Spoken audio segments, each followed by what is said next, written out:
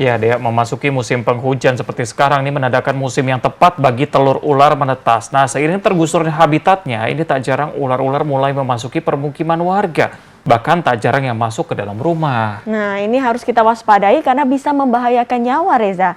Lantas bagaimana ya caranya mengantisipasi? Ini ada Hernatio dari Snake Handler dari Yayasan Siuk Indonesia yang akan memberikan tips langkah-langkah sederhana mengamankan ular berbisa maupun yang tidak berbisa.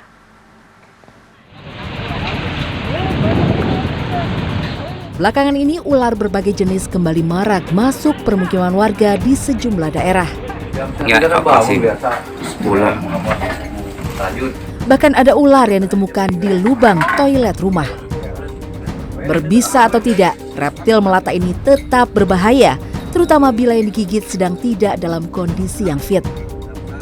Sementara ular berbisa, gigitannya jelas dapat menyebabkan kematian jika tidak ditangani dengan tepat. Ada beberapa hal yang bisa dilakukan saat berhadapan dengan serangan ular. Salah satu kuncinya adalah ketenangan. Karena bila kita melakukan gerakan yang memprovokasinya, ular akan merasa terancam dan justru balik menyerang. Normal sih, orang biasanya kalau takut sama ular itu panik, itu udah normal. Tapi kalau bisa kita harus tenang, kemudian kita nggak boleh banyak gerak. Karena ular itu sebetulnya sensitif terhadap gerakan. Kemudian apabila dia jenis pit viper, dia itu akan sangat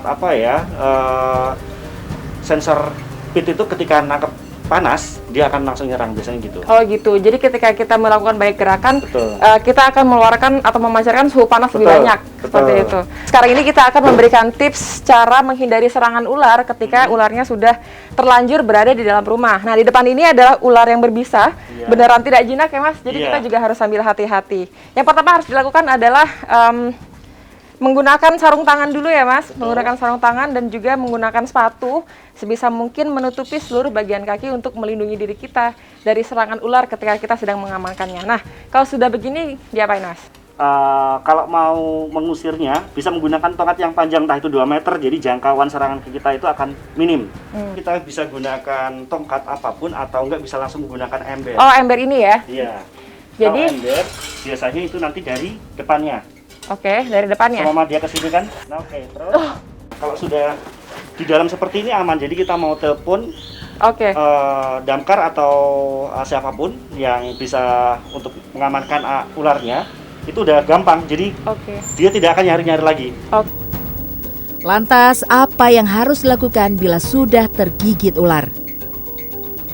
Ular tidak berbisa akan meninggalkan bekas gigitan gigi kecil-kecil berbentuk melengkung. Sementara ular berbisa hanya 2 titik saja. Apabila sudah tergigit ular berbisa, hindarilah terlalu banyak melakukan gerakan karena dapat mempercepat proses penyebaran bisa ular ke dalam darah. Selanjutnya, jangan minum minuman beralkohol dan berkafein. Keduanya dapat mempercepat detak jantung sehingga mempercepat penyebaran darah yang terkontaminasi bisa ular ke seluruh tubuh.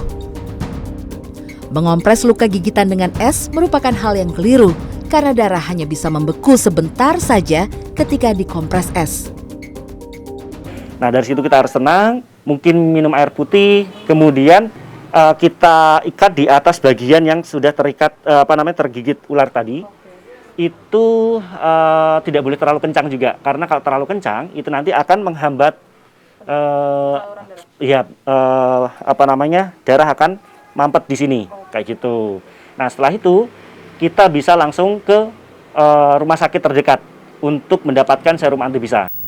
Lalu, benarkah anggapan menabur garam di depan rumah efektif mengusir ular?